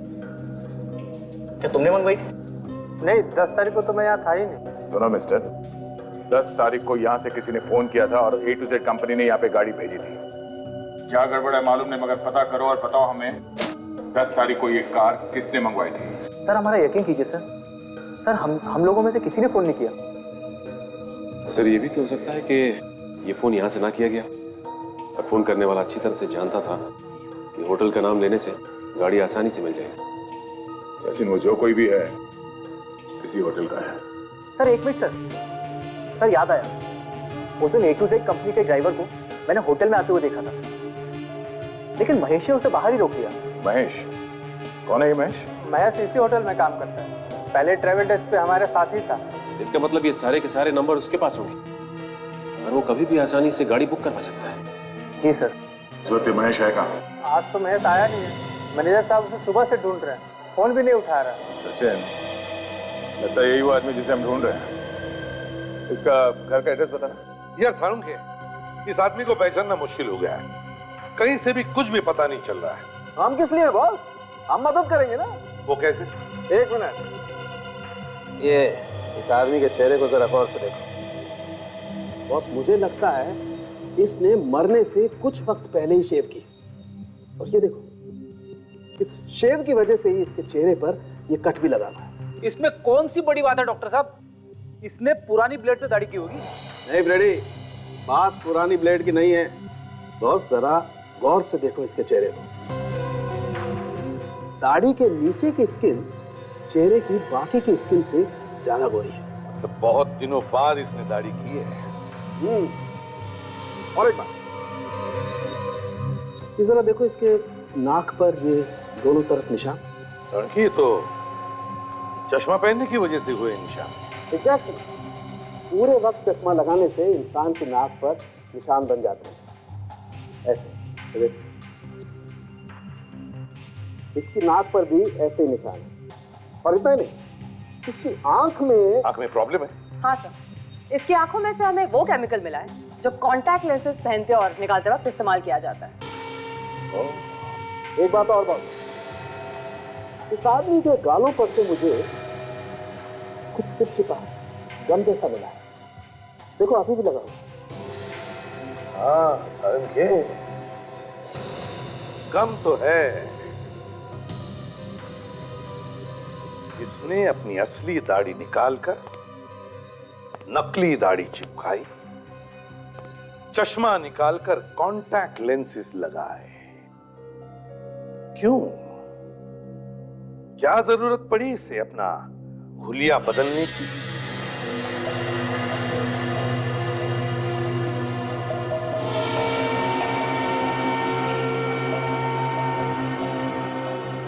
पूरा घर उलट पुलट कर दिया।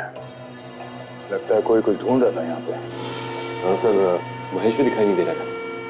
कहीं उसे कुछ हो तो नहीं गया? या तो उसे कुछ हो गया या फिर वो घर छोड़ के भाग गया।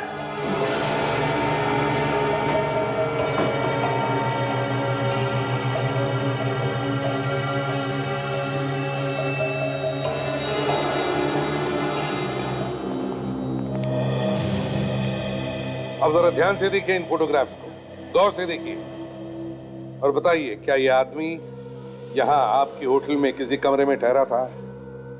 देखिए जरा ध्यान से। हाँ सर, मैंने इसे यहाँ देखा है। हाँ सर, मैंने भी देखा है। देखा है तो फिर जल्दी बताओ, कौन से कमरे में ठहरा था ये? सर मुझे नहीं लगता ये यहाँ होटल में ठहरा हुआ था। मैंने इसे लॉबी में घूमते हुए देखा है। पूरे यकीन के साथ कह सकती हो? हाँ सर, क्योंकि इसने यहाँ पर कोई भी कमरा बुक नहीं करवाया था। क्या फिर और कुछ याद आता है इस आदमी के बारे में? इसने रिसेप्शन से फोन किया था। किसे फोन किया था? आई थिंक वो अखाज एयरलाइंस में फोन किया था। क्या बात कर रहा था? कुछ सुना तुम? सर ये पूछ रहा था कि 4:30 बजे की दिल्ली की फ्लाइट टाइम पर है या नहीं। दिल्ली की 4:30 बजे की फ्लाइट टाइम पर है क्या नहीं? अखाज एयरलाइंस।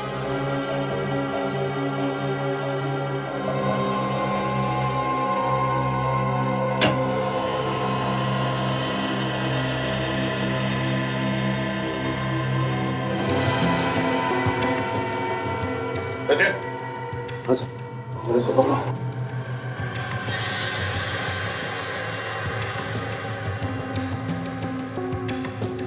मर चुका है सर।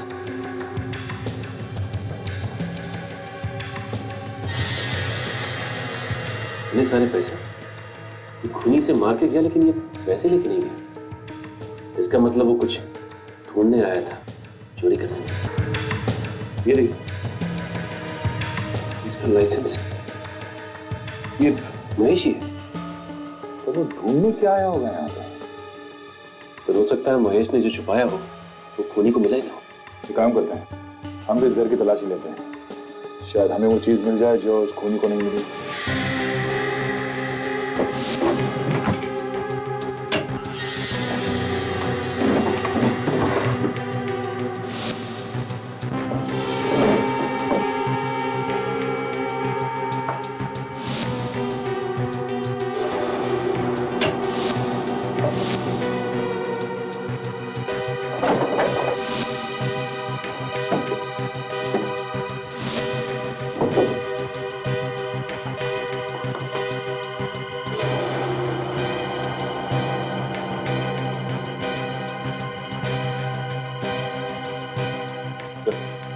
यहाँ तो कहीं कुछ नहीं मिला। ये देखो, इतनी पुरानी रुई।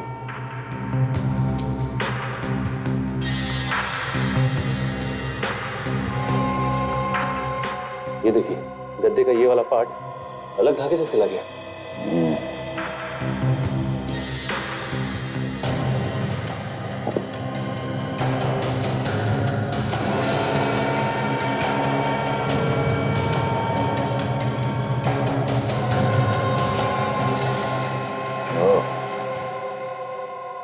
कमरा नंबर 225, होटल ब्लूनी इंटरनेशनल। आखाज एयरलाइंस से 10 जनवरी को दिल्ली जाने वाली फ्लाइट से ऐसे कितने पैसेंजर्स थे जिन्होंने अपनी टिकट बुक की थी पर फ्लाइट में नहीं गए? सर एक मिनट चेक करके बताती हूँ।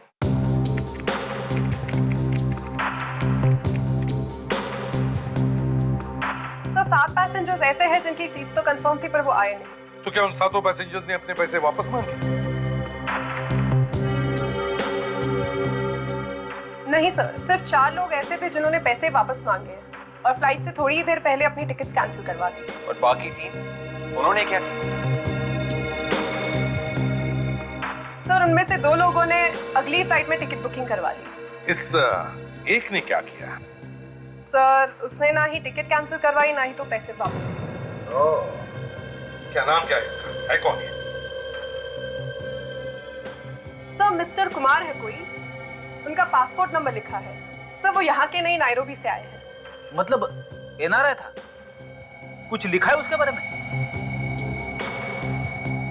सर, उनका टिकट नायरोबी से मुंबई का था और फिर यहाँ से वो दिल्ली जाने वाले थे। अगर ये दिल्ली जाने वाला था तो फिर मुंबई में क्यों रुका? सर, उनका फोन आया था। वो बता रहे थे कि नायरोबी से आने के बाद वो 8 घंटे मुंबई में रुकेंगे और फिर यहाँ से दिल्ली जाएंगे। 8 घंटे वो मुंबई में रुकने वाला था और फिर दिल्ली जाने वाला था। अच्छा, करने वाला क्या था वो 8 घंटे मुंबई में? किसी होटल में रहने वाला था क्या? कोई नाम वाम दिया है उसने? नहीं सर, होटल के बारे में तो नहीं, पर उनके वापसी की टिकट के बारे में लिखा हुआ है। क्या? सर, 1 हफ्ते बाद वो दिल्ली से हांगकांग जाने वाले हैं। 1 हफ्ते बाद दिल्ली से हांगकांग जाने वाला था? अच्छा, मिस्टर कुमार, नायरोबी वाला। इस कुमार की पूरी जन्म पत्रिका चाहिए मुझे।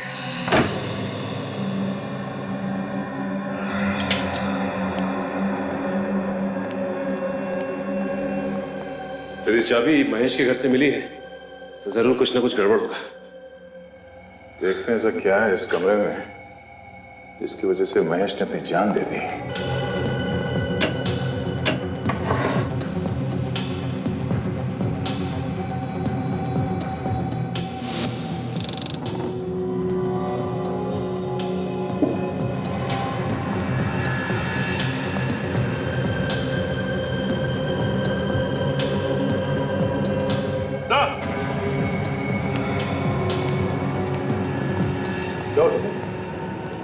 ये देखिए, ट्रिमर और ये रेजर।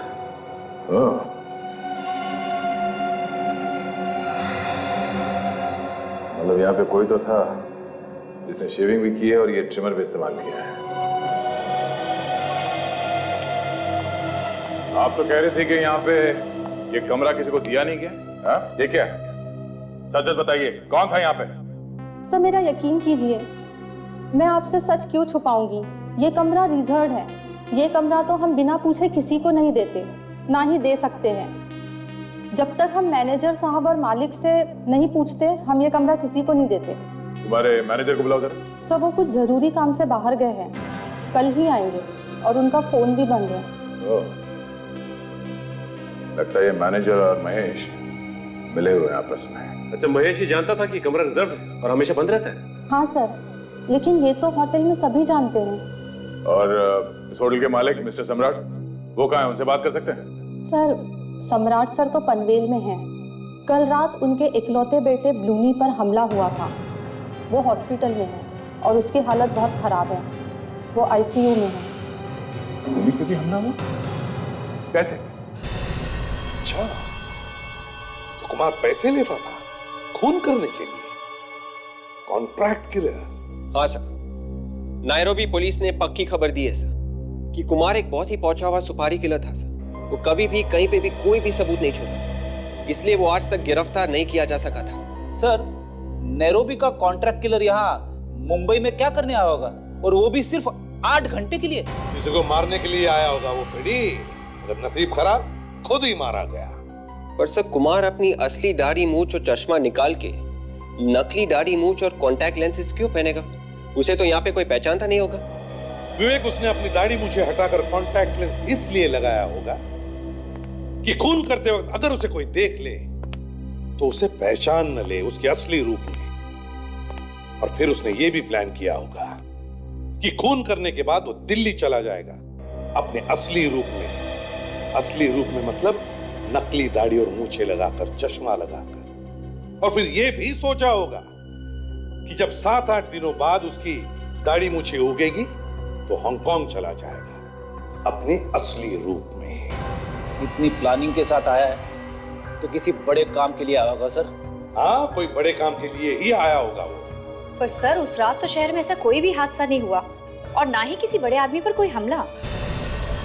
हो सकता है कुमार अपनी शिकार करने से पहले ही खुद शिकार बन गया।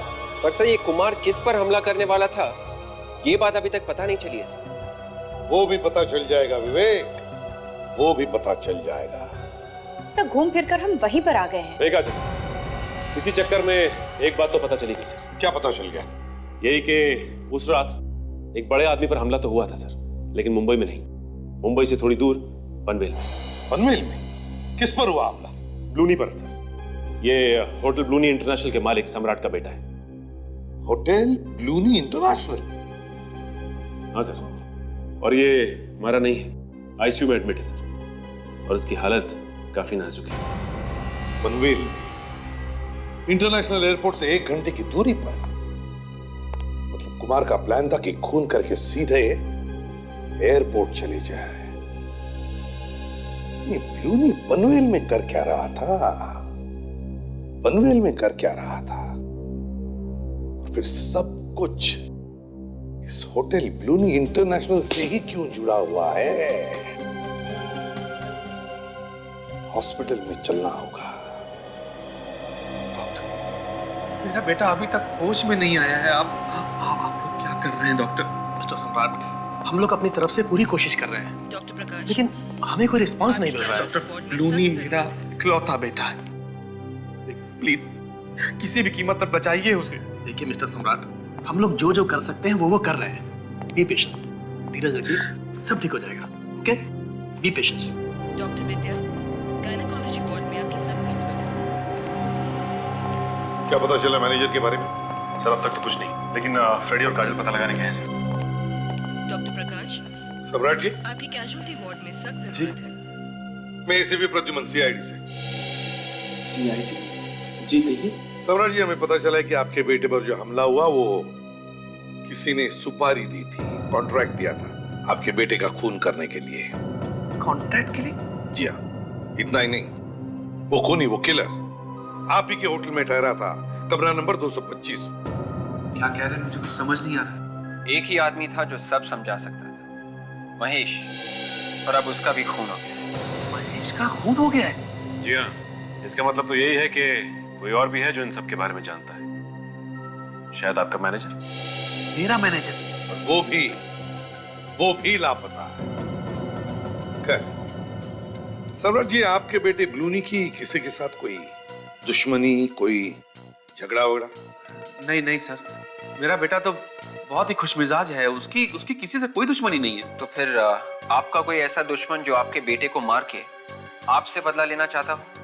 देखिए सर, मैं बिजनेसमैन हूँ, मेरे कई बिजनेस राइवल्स हैं, लेकिन इतनी घटिया हरकत कोई नहीं कर सकता सर, कोई भी नहीं। वैसे ब्लूनी पनवेल क्यों गया था, कुछ पता है आपको? सर वहां पे वो अपनी एक फ्रेंड आशिया से मिलने गया था।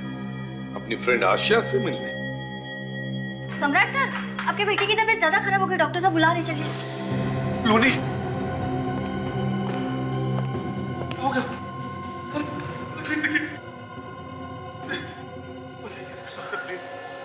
सम्राट जी अपने बेटे को लेकर काफी परेशान है सर। मुझे नहीं लगता कि ये इस वक्त कुछ बता पाएंगे। सचिन, इस ब्लूनी पर हमला होते हुए किसी ने तो देखा होगा, किसी ने तो देखा होगा। हर शुक्रवार को सिद्धांत ऑफिस से 10 बजे आता था। उस दिन भी वैसे ही 10 बजे आ गया था और आते ही उसने आशिया को तैयार होने के लिए बोला। वो लोग पार्टी में जाने वाले थे। तो क्या ब्लूनी भी जाने वाला था पार्टी में सिद्धांत और आशिया के साथ, इसलिए वो यहाँ पर आया था? बड़े बाप की बिगड़ी हुई औलाद रात रात भर हमारे घर के चक्कर काटता रहता था। कितनी बार मैंने मना किया उसे, पर बेशर्म मानता ही नहीं था। इस घर के चक्कर लगाता था वो? क्यों? सर, मेरी बहू ब्लूनी के बाप के होटल में पहले काम करती थी। ब्लूनी उससे शादी करना चाहता था, इसलिए पागलों की तरह हमारे घर के चक्कर काटता रहता था। ब्लूनी आशिया से शादी करना चाहता था। ये सब आपको बताया किसने? मुझे किसी और से पता करने की जरूरत नहीं पड़ी। होटल का मैनेजर आया था ब्लूमी का संदेशा लेके। मैनेजर? फिर क्या हुआ? फिर क्या, बेटे ने उसे भगा दिया। तो उसकी किस्मत अच्छी थी कि मारा नहीं उसे। अच्छा ये बताइए, जब सिद्धार्थ और आशिया पार्टी में जाने के लिए निकले तब क्या हुआ?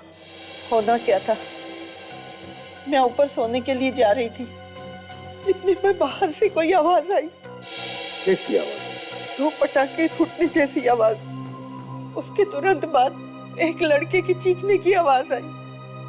वो ब्लूनी की आवाज थी। मार दूंगा तुझे, मार दूंगा कह के चिल्ला रहा था। और फिर तीसरे पटाखे की आवाज। मतलब 3-3 गोलियां चली उस रात? हाँ। मैं जब दौड़ के नीचे गई तो वहां देखा ब्लूनी खून से लथपथ तड़प रहा था और मेरा बेटा सिद्धांत और बहू दम तोड़ चुके थे। खत्म हो गया था, खत्म हो गया था। अच्छा ये बताइए, जिस आदमी ने गोलियां चलाई थी वो आपको दिखाई नहीं दिया? आपको किस पर शक है? मुझे मालूम है, मुझे मालूम है कौन है वो।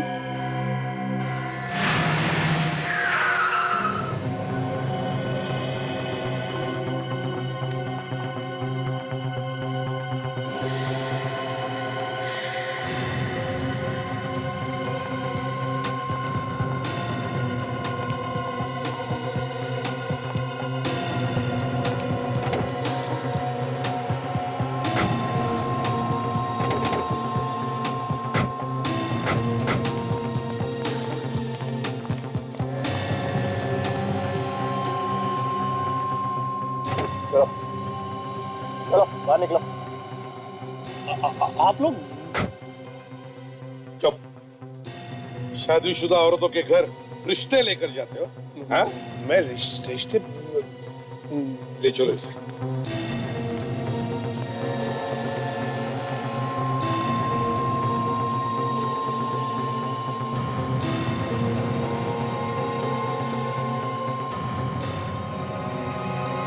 तुम्हें क्या लगा बच जाओगे? किया हुआ पाप और बोया हुआ बीज हमेशा फल देकर ही रहता है। मिस्टर सम्राट, करोड़ों के होटल बिजनेस के मालिक, और ऐसी नीच हरकत क्यों किया तुमने? ये सब मैंने अपने बच्चे के लिए की, अपने बेटे ब्लूमी के लिए। उसने आज तक मुझसे जो मांगा वो चीज मैंने उसे लाके दी।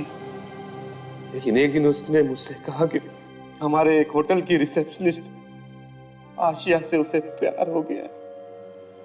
मैंने ब्लूनी को बहुत समझाने की कोशिश की, हर तरीके से कोशिश की, लेकिन वो नहीं माना। हार कर मुझे उसकी जिद माननी पड़ी। लेकिन वो लड़की आशिया शादीशुदा थी, इसलिए सबसे पहले मैंने उसे समझाया कि वो अपने हस्बैंड सिद्धांत को तलाक दे दे और मेरे बेटे से शादी कर। एक शादीशुदा लड़की को अपने बेटे से शादी करने के लिए समझाने पहुंच गए तुम? बेशर्मी की भी हद होती है। फिर क्या हुआ बताओ? मैंने आशिया को पैसों का लालच दिया, वो मान गई, लेकिन उसका पति सिद्धांत वो थोड़ा टेढ़ा निकला। वो किसी भी कीमत पर आशिया को तलाक नहीं देना चाहता था। इसलिए मैंने सोचा कि सिद्धांत को ही रास्ते से हटा दिया जाए। और इसीलिए तुमने नैरोबी से कुमार को बुलाया? हाँ, कुमार असली नंबर वाली गाड़ी से होटल में आया। होटल के कमरे में जाके उसने अपनी दाढ़ी मुझ साफ कर ली और इसी बीच महेश ने नकली नंबर प्लेट उस गाड़ी पर लगा दिया। लेकिन महेश को यह नहीं पता था कि कुमार एक खूनी है। नकली नंबर प्लेट वाली गाड़ी में बैठकर कुमार आशिया के घर की तरफ गया, सिद्धांत का खून करने के लिए ना।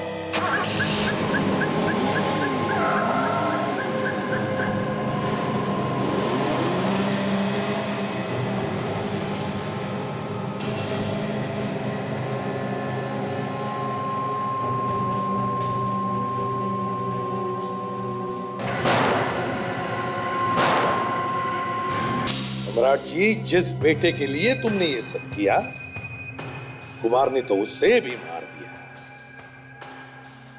फिर क्या किया तुमने? मैंने कुमार को उसकी गलती की सजा दी।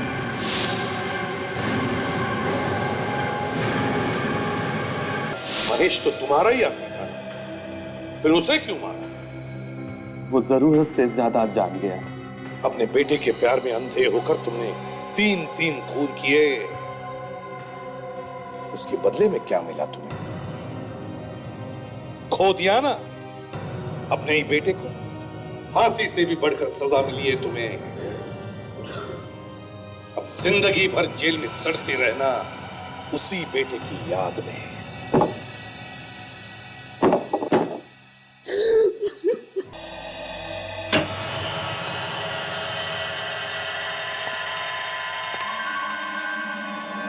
जी,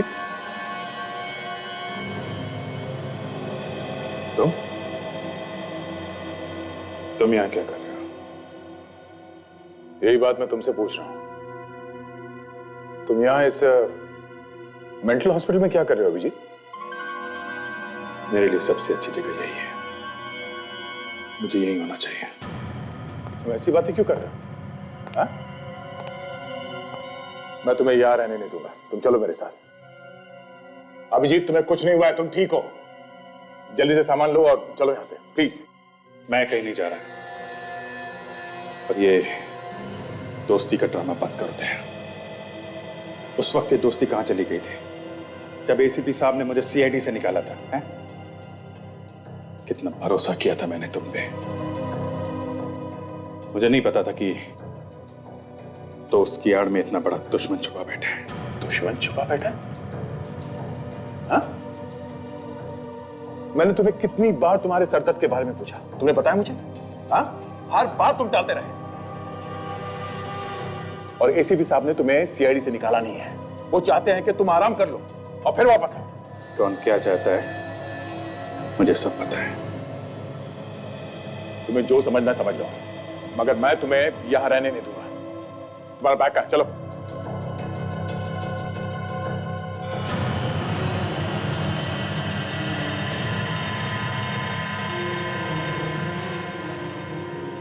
मेरी जिंदगी में दखलंदाजी करना बंद करो दया। अपने काम से काम रखो, समझे? चले जाओ यहां से। अभिजीत, मैंने बोला ना, चुपचाप चले जाओ यहां से।